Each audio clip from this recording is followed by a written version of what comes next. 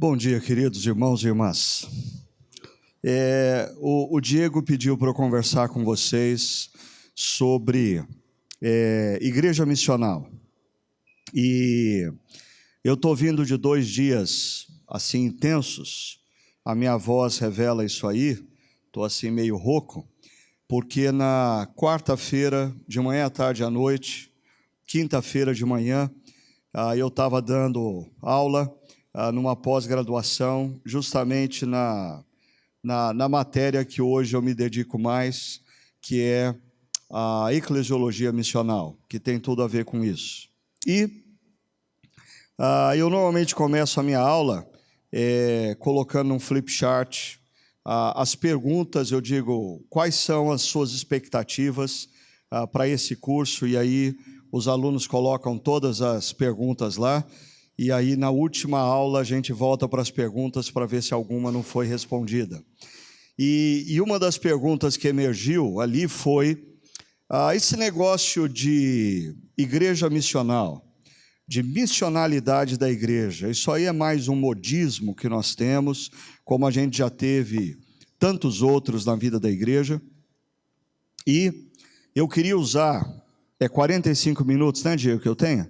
Eu queria usar esses 45 minutos para fazer algumas coisas com você.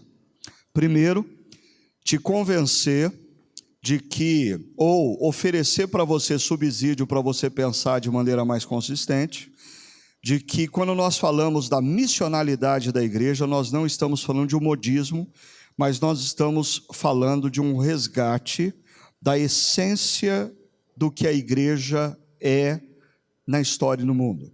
A essência do plano de Deus para a comunidade dos discípulos de Cristo. Segunda coisa, a gente no café da manhã agora estava conversando sobre o fato de que nós vivemos hoje num contexto onde nos nossos seminários, muitas vezes, o academicismo sufoca a paixão, a espiritualidade, o amor pelo reino de Deus, o amor pelo próprio rei do reino, que é Jesus. Mas existe, acho que, um outro lado de preocupação, que é o pragmatismo. A maneira como muitas vezes nós, pastores, pastoras, líderes, agimos quando a água bate no nariz. Quando você está lá na igreja e a igreja não está crescendo, a coisa não está indo para frente, as coisas não acontecem como você gostaria, e a igreja do teu amigo está crescendo, a igreja no quarteirão anterior está crescendo, e você começa a entrar no desespero, daí você começa a dar tiro para tudo quanto é lado. Aí você traz para o contexto da sua igreja o que funciona, não importa se é certo, o que importa é que funciona. E eu quero, assim, conversar com vocês não no nível do pragmatismo de 4 passos para a sua igreja ser missional. Eu quero oferecer para você subsídio, para você repensar a sua visão de igreja e sair daqui com uma agenda. A agenda do que significa ser uma igreja missional no seu próprio contexto. Então vamos lá. Quando a gente fala de a missionalidade da igreja, a gente tem que voltar na história para entender o que aconteceu com 2 conceitos muito importantes. O conceito missão e o conceito igreja. Ok? Então vamos voltar 20 séculos atrás. Quando Jesus, depois de morrer, ressuscitar, está diante dos seus discípulos, ele dá uma última palavra para os seus discípulos, e a palavra que ele dá é: ide por todo o mundo e plantar igrejas. É isso? Não. Ele diz: ide por todo o mundo e fazei discípulos. Ou seja, a igreja, como nós conhecemos, uma comunidade cristã, nasce na história por causa da missão. Por causa da missão. A missão tem supremacia à igreja. A missão é anterior à igreja. Porque Deus está em missão muito antes de Jesus nos desafiar a nos engajarmos na missão de Deus. Deus está em missão na história.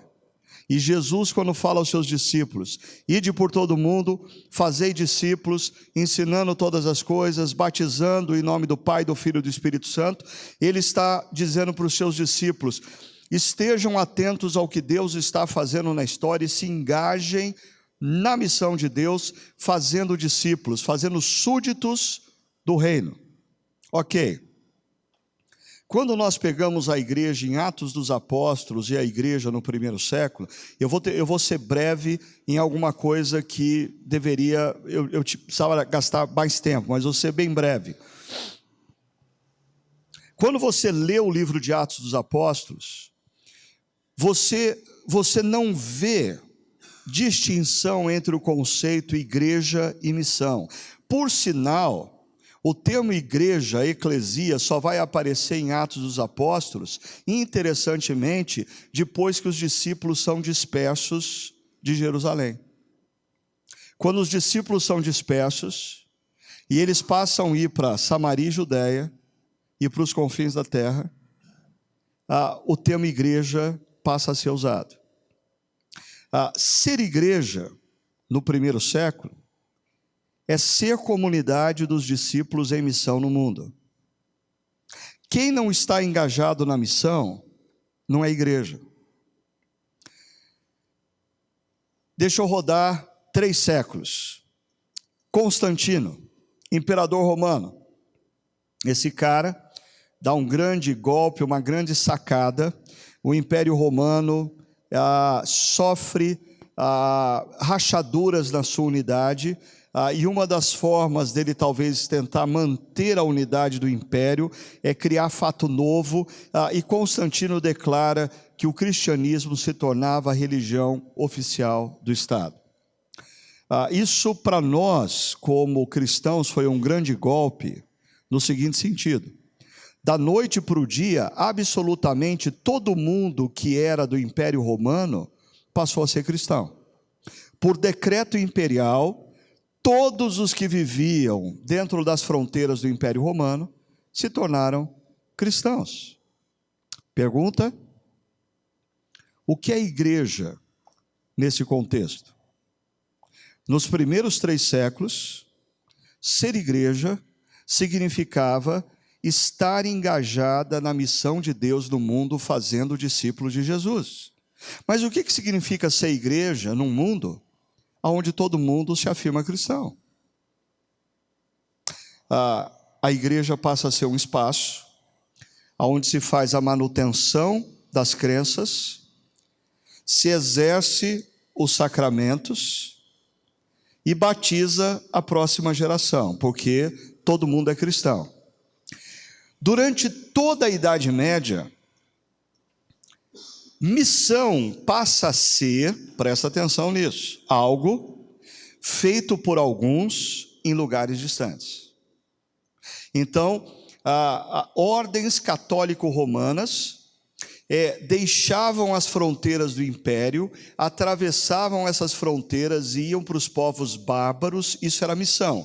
Missão é algo feito por alguns em lugares distantes. Século XVI, Reforma Protestante, grandes descobertas ou grandes redescobertas, salvação pela fé, autoridade única e exclusiva das Escrituras, nada de tradição impor sobre você determinadas normas, só a Escritura deve ser a sua autoridade, a salvação é só em Jesus, pela fé, pela graça, e tudo que a gente faz para a glória de Deus. Maravilhoso. Só tem um problema técnico. A Reforma Protestante, ela não mudou o paradigma do conceito igreja e missão que já vinha da Idade Média. Deixa eu mostrar isso para você. Quando a Alemanha, não era bem a Alemanha naquela época, mas quando a Alemanha declara, não, nós vamos ser protestantes. O rei da Alemanha diz, a partir de hoje, todo mundo no meu reino é protestante. Todo mundo passa a ser protestante. Quando na Inglaterra a rainha diz, a partir de hoje todo mundo é protestante, todo mundo deixa de ser católico e passa a ser protestante. Quando vem uma outra rainha e diz, não, todo mundo volta a ser católico, da noite para o dia todo mundo volta a ser católico e deixa de ser protestante. Então, ainda se vive no pós-reforma, no ambiente da Europa, a mentalidade criada durante toda a Idade Média, do que a gente chama de cristandade. A igreja vive num ambiente onde todo mundo é, bem ou mal, cristão. Então, quando você pergunta para o papai Calvino o que é igreja, ou qual é a verdadeira igreja, a resposta dele é a igreja que prega a palavra, que ministra os sacramentos e exerce a disciplina. Em outras palavras, que faz a manutenção. Por quê? Porque não tem missão. E por que não tem missão? Porque missão é algo feito por alguns em lugares distantes. Prova disso é que, um pouco mais tarde, 3 séculos depois, na Inglaterra, um sapateiro, William Carey, tenta convencer os líderes da sua denominação, ou da sua igreja, de que eles deveriam se mobilizar para alcançar os pagãos. A resposta é, se Deus quer alcançar os pagãos, ele não precisa da gente. A William Carey reage a isso dizendo, eu vou, e ele cria a primeira sociedade missionária, mas perceba, o movimento missionário moderno, que também nós celebramos tanto, é um movimento que enfatiza o paradigma missionário da Idade Média. Missão continua sendo algo feito por alguns em lugares distantes. Quando começa a colonização da América do Norte, e ali se criam as denominações, toda essa concepção de que os Estados Unidos da América é um país cristão, é um país fundado em bases cristãs. Se você visitar lá em Boston, a Harvard, tem uma placa enorme na Harvard, assim, na porta de entrada, que diz, nós estamos criando essa universidade para que os nossos filhos aprendam que Deus é o Deus Criador e fora dele não há sabedoria e não há conhecimento. É assim que a sociedade norte-americana se desenvolve, com a mesma mentalidade da sociedade europeia, aonde todos são cristãos. E o que é missão é algo feito por alguns em lugares distantes. Essa é a razão porque, por exemplo, as sociedades missionárias das denominações demoraram tanto para mandar missionários para a América Latina. Porque na cabeça deles a América Latina é católica. Logo, também é cristã. Não precisa de missão. A gente tem que fazer missão na China, na Índia, entre os povos animistas da Austrália, no interior da África. Esse é o foco da missão. Acontece que, depois de 200 anos da igreja na Europa e na América do Norte, enviando missionários para lugares distantes, e a igreja local fazendo manutenção. Um detalhe importante. Nessa época surge um conceito. Tem igreja local que é missionária e tem igreja local que não é missionária. Esse é um conceito que seria um absurdo para os cristãos do primeiro século. Porque para os cristãos do primeiro século, se uma igreja não está engajada na missão, não é igreja. Falar igreja missionária é como falar azul azulado, não faz sentido. Mas nós criamos esse rótulo para designar o seguinte: igreja missionária é igreja que uma vez por ano faz conferência missionária. Na conferência a gente mostra foto dos missionários, a gente lê carta dos missionários, a gente conta histórias tristes sobre os missionários, para o povo chorar e contribuir financeiramente, e aí a gente sustenta os missionários, porque o que é ser missionário é fazer parte daquele grupo restrito de alguns em lugares distantes, porque isso é missão. Ok. Um desses missionários, que passa 30, 40 anos da sua vida na Índia, na segunda metade do século XX, retorna para a Inglaterra. O nome desse missionário é Lesslie Newbigin. E ele entra numa sala de aula para dar aula para um grupo de estudantes de teologia. E depois de servir a Igreja de Cristo durante 30, 40 anos, evangelizando pessoas na Índia, ele percebe que naquela sala de aula, alguns alunos não creem mais nas Escrituras como autoridade. Alguns alunos questionam a veracidade da ressurreição de Cristo. Alguns alunos questionam até mesmo a unicidade de Cristo. Esse negócio de Cristo ser o caminho. Que absurdo. Lesslie Newbigin sai da sala de aula e ele escreve um artigo que ele não sabe.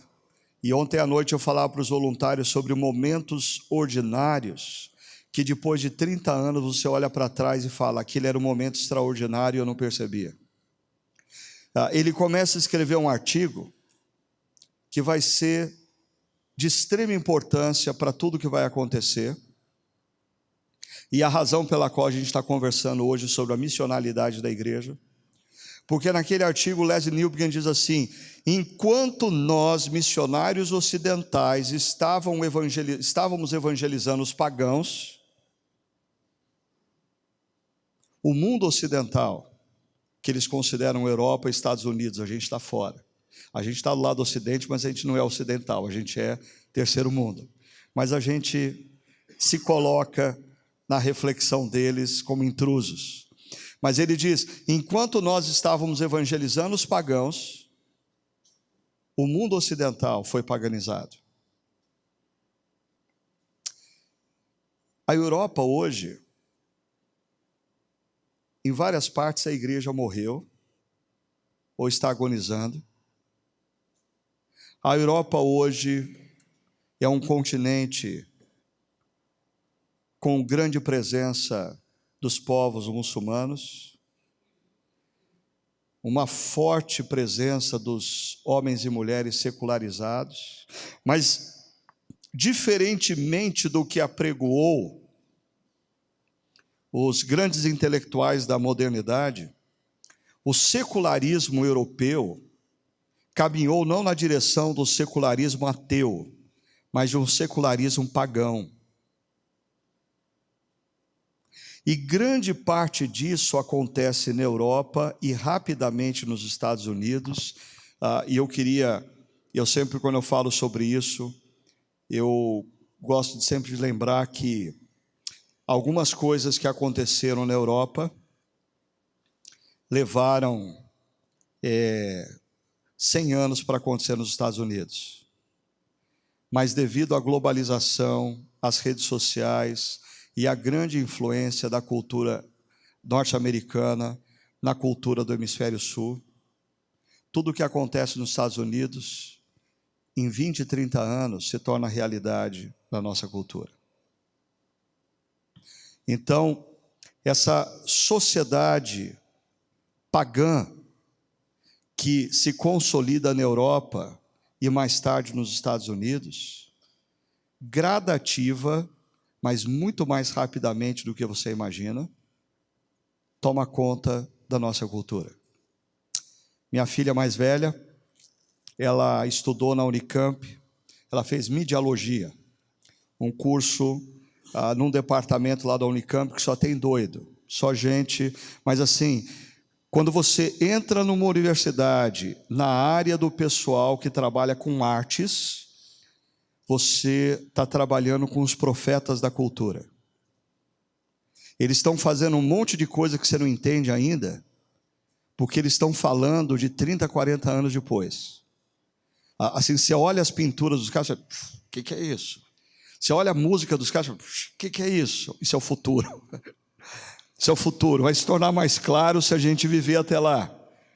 E a minha filha, no meio desses caras, entrou lá na universidade com 18 anos de idade, sobreviveu, mas eu me lembro que no último ano vocês vão ter o Paulo Nazaré, meu genro aí, que chega amanhã cedo. Ela e o Paulo se casaram, e uma amiga dela, de universidade, se aproximou dela e disse assim: Luísa, eu preciso te pedir uma coisa, mas eu estou constrangida. Ela disse: fala, o que você quer? Ela falou assim: eu sei que esse negócio de casamento é só para convidados, mas eu podia ir na cerimônia do seu casamento? Só cerimônia, eu não vou ficar para a festa. Ela falou: mas por que você está pedindo isso? A menina falou assim: porque eu nunca vi uma cerimônia de casamento. Eu vi a sobrancelha de alguns assim. Sabe por que a sua sobrancelha faz assim? Porque você viveu a vida inteira dentro da igreja. E você acha que a cultura do lado de fora da igreja é igualzinha à cultura de dentro da igreja.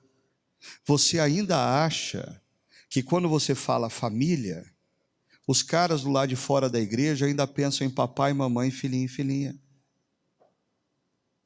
Os nossos livros, os nossos sermões, as nossas séries de pregações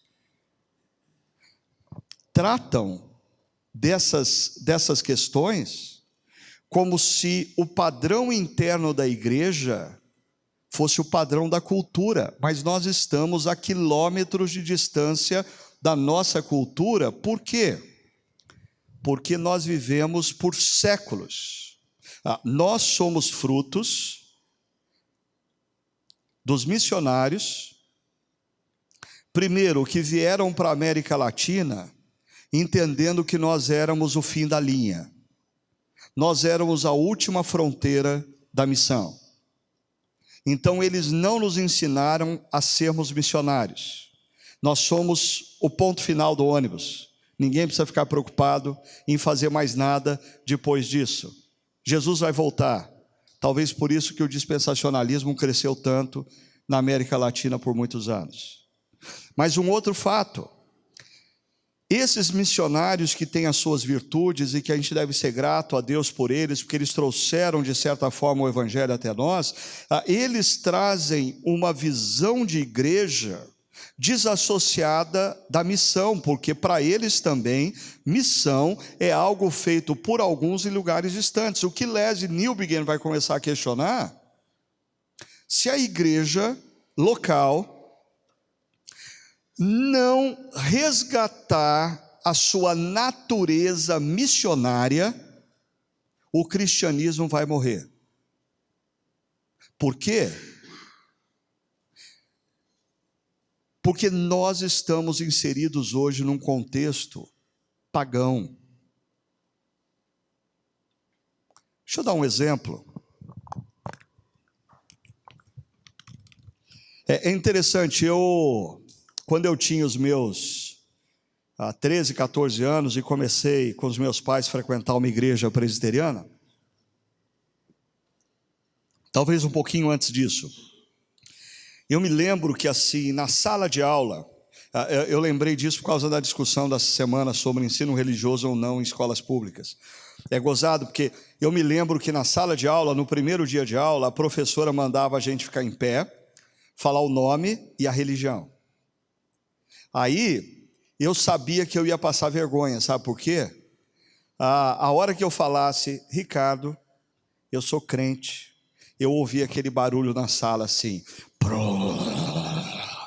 todo mundo olhando para trás para saber quem era o crente. Eu era o único. Inúmeras classes que eu passei na vida, eu era o único.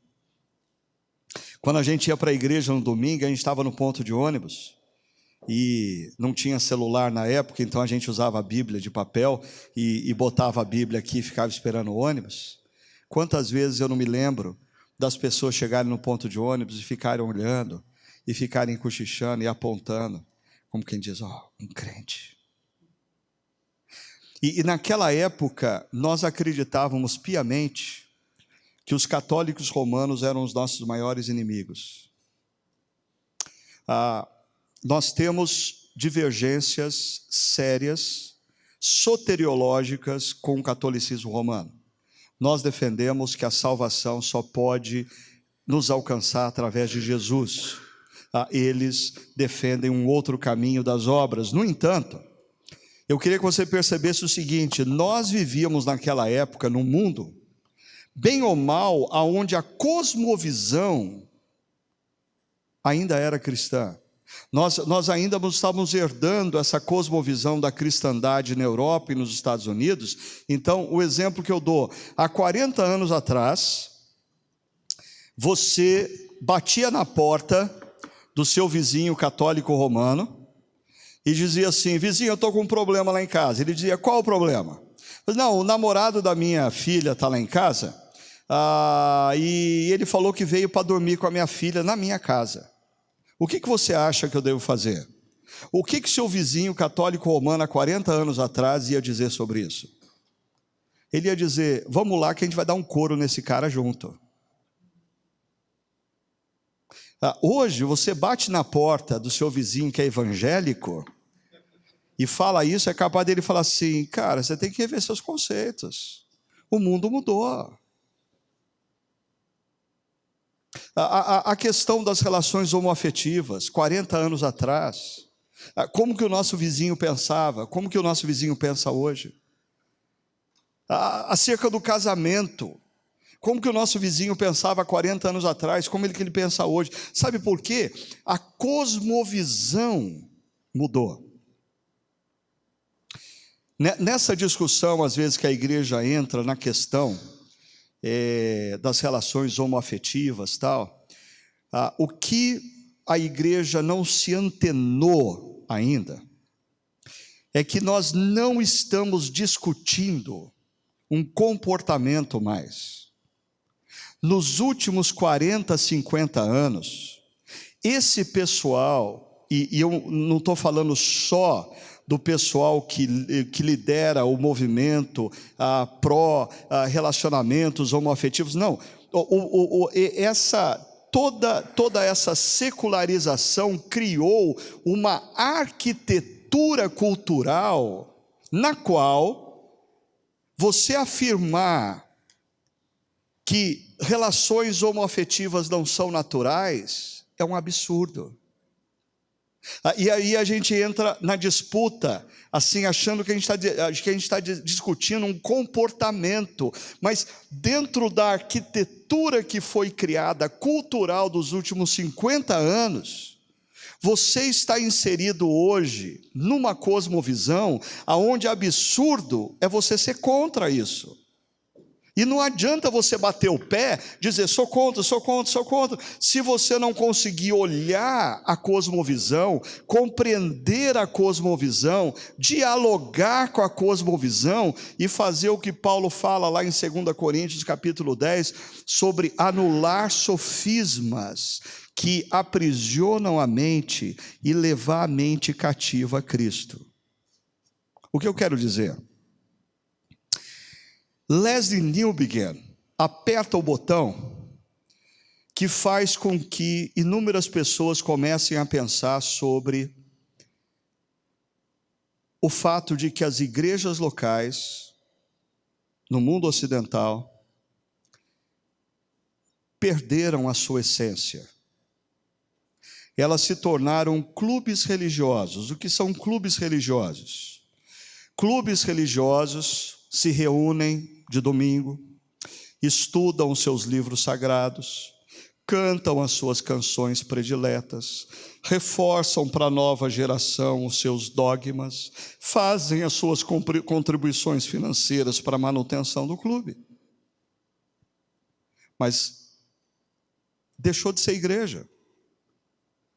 Porque Dietrich Bonhoeffer diz: a igreja só é igreja quando é por de fora.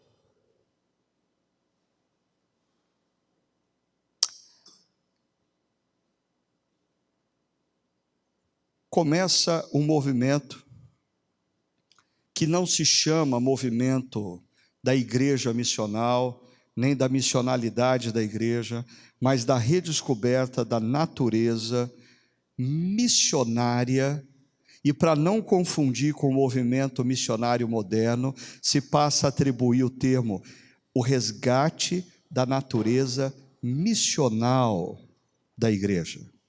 A igreja só é igreja quando é para os de fora. Base bíblica. Por favor, vá comigo em Gênesis capítulo 12. Porque eu acho que um equívoco eclesiológico, quando você quer construir uma eclesiologia bíblica, um grande equívoco é você fazer a pergunta, mas afinal de contas, o que é igreja?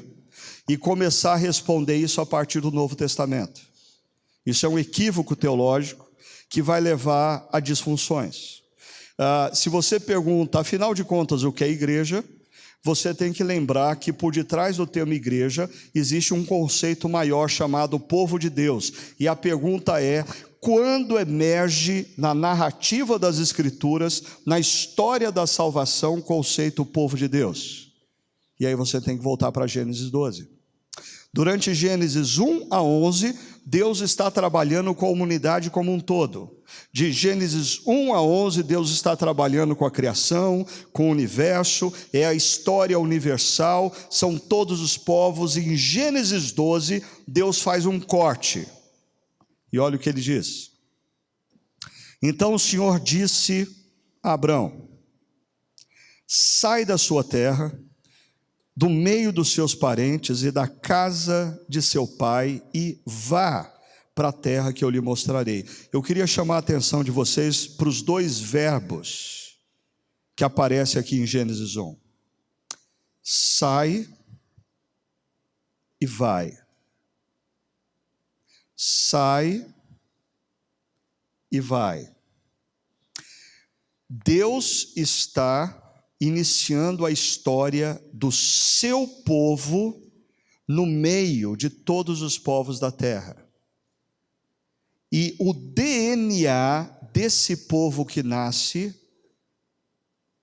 tem a presença de dois verbos: sai e vai. Sai e vai.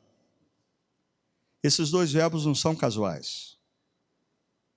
Porque, num determinado momento, o profeta Isaías consegue, assim, interceptar uma conversa telefônica que se dá na eternidade, uma conversa telefônica entre a Trindade.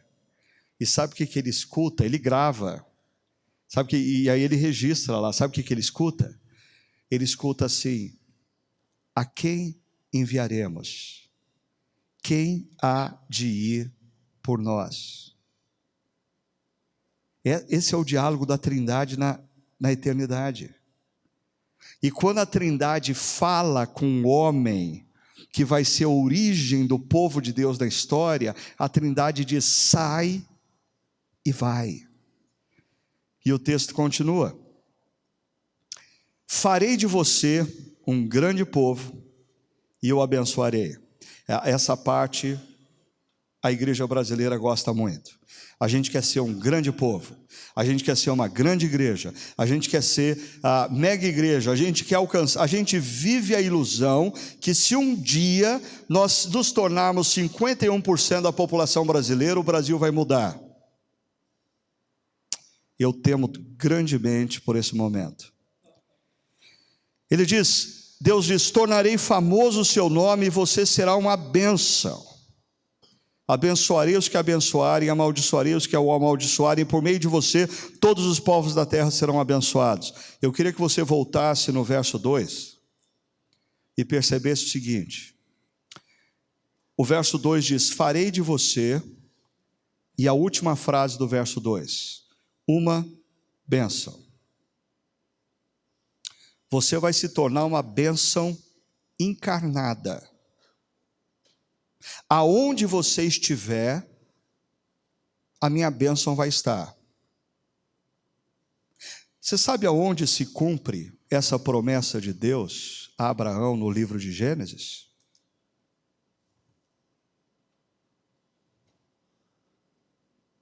na vida do bisneto dele, José. O livro de Gênesis não termina sem que você tenha prova de que Deus cumpre as promessas dele. Farei de você uma bênção, bênção encarnada. José, por onde ele passa, ele é uma bênção. A presença de José abençoa quem está ao redor dele. A presença de José gera prosperidade no sentido bíblico àqueles que estão à sua volta. Mas o texto continua dizendo, no final do verso 3, por meio de você, todos os povos da terra serão abençoados. O grande problema da teologia da prosperidade não é dizer que Deus abençoa o seu povo. O grande problema da teologia da prosperidade é interpretar que a bênção que Deus dá para o povo dele é para o povo dele viver bem e de maneira cômoda. Deus nos abençoa para nós abençoarmos a todos os demais. Nós somos bênção de Deus para que as pessoas à nossa volta sejam abençoadas. A grande disfunção teológica do povo de Israel, filhos de Abraão, foi interpretar o seu chamado como um privilégio e não como responsabilidade. Isso fica evidente, essa disfunção teológica de Israel se torna evidente na vida do profeta Jonas. Quando Jonas vê Israel como povo de Deus, e ele não está disposto a ir para os outros povos, principalmente para os corintianos que ele não gosta, para os flamenguistas que ele não gosta, assim, ele interpreta a bênção de Deus de maneira exclusiva. E ele se nega a fazer o quê? Sair e ir.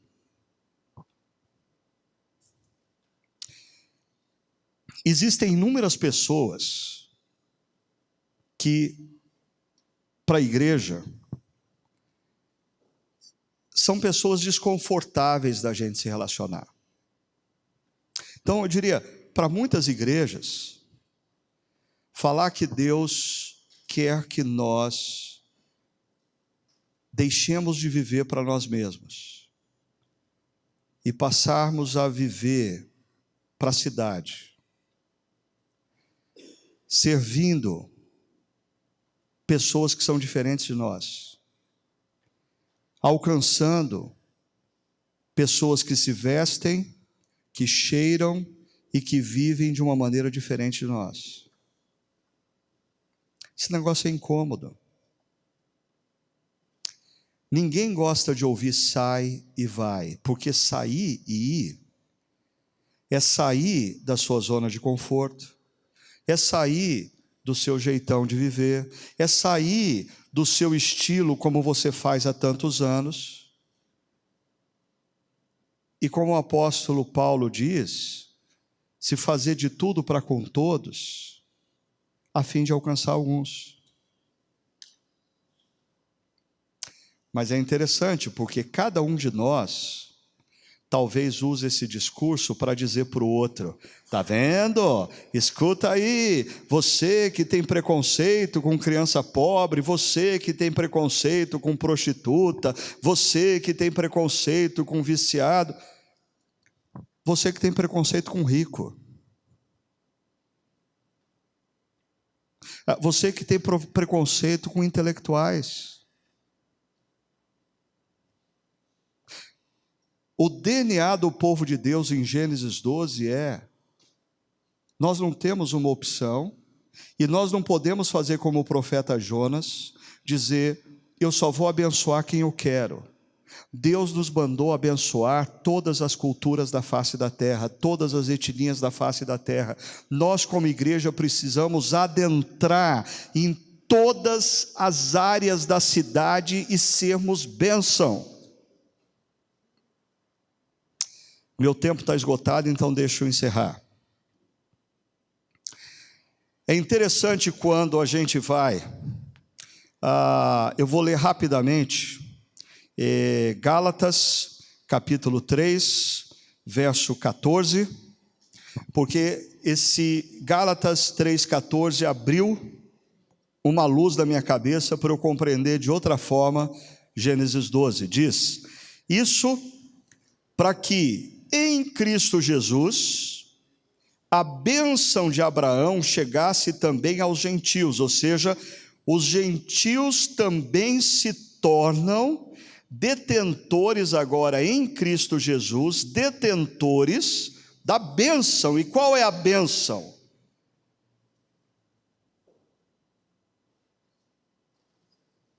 Ser agente da missão, ser parte da missão de Deus.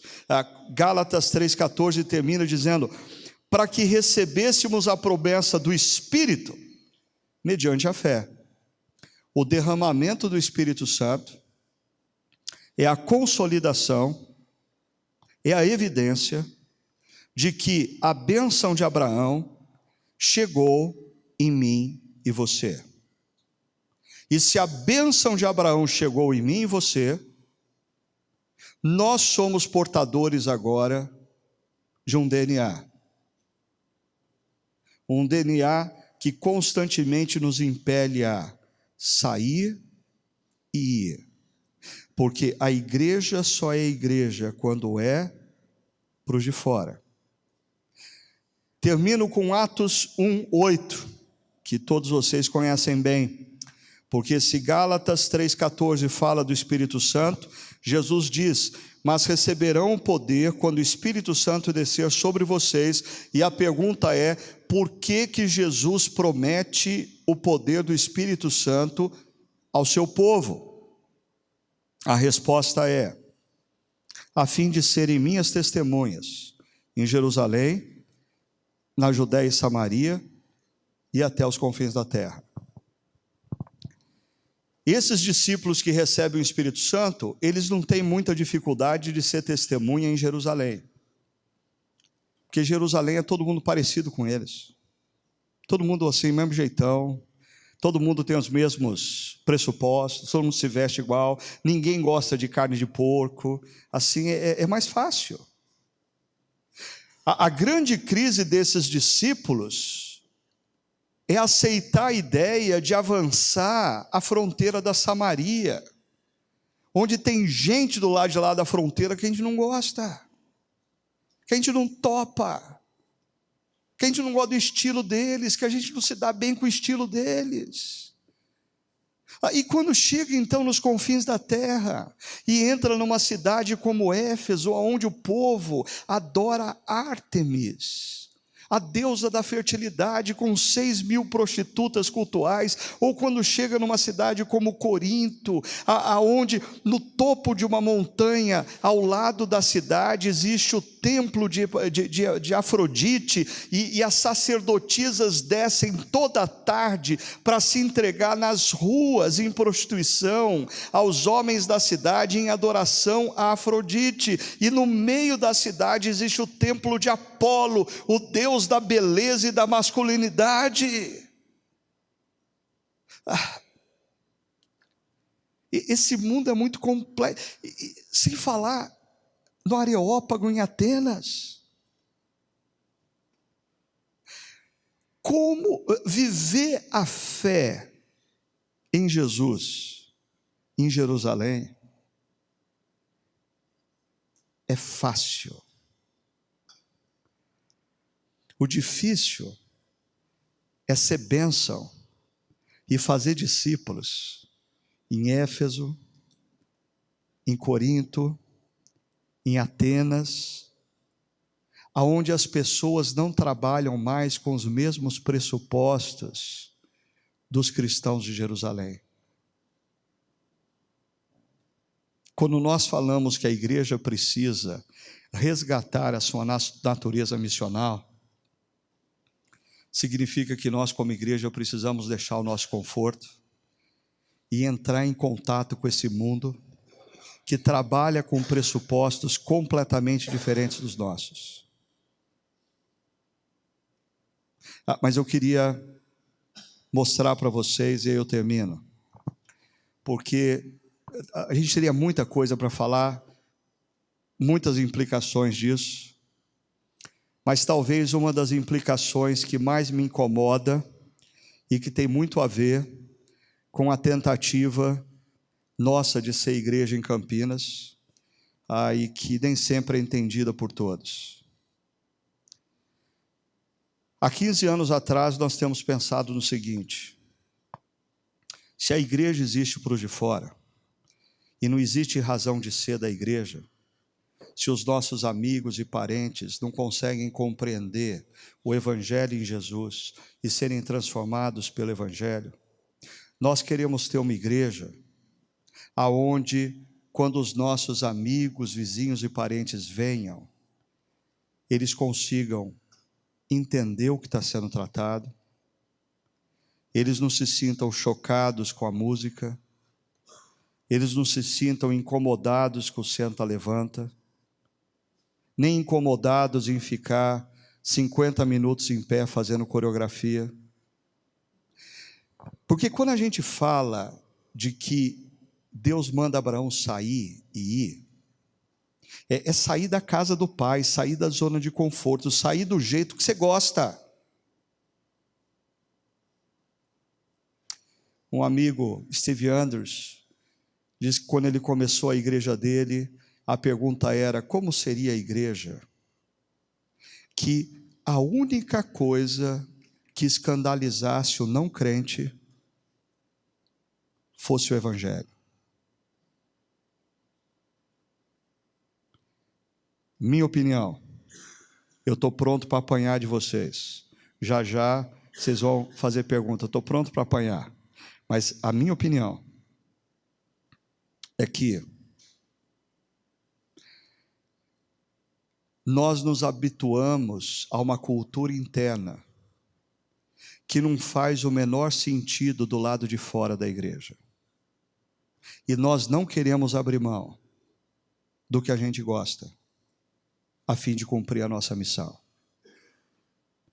E se a gente quer ser igreja, e a gente quer que a igreja exista daqui 20, 30 anos, a igreja vai ter que ouvir o que Deus falou para Abraão: sai de onde você está, se repensa e vai. Porque nós não estamos mais numa cultura como a de Jerusalém, nós estamos vivendo numa cultura como a de Atenas, do Areópago.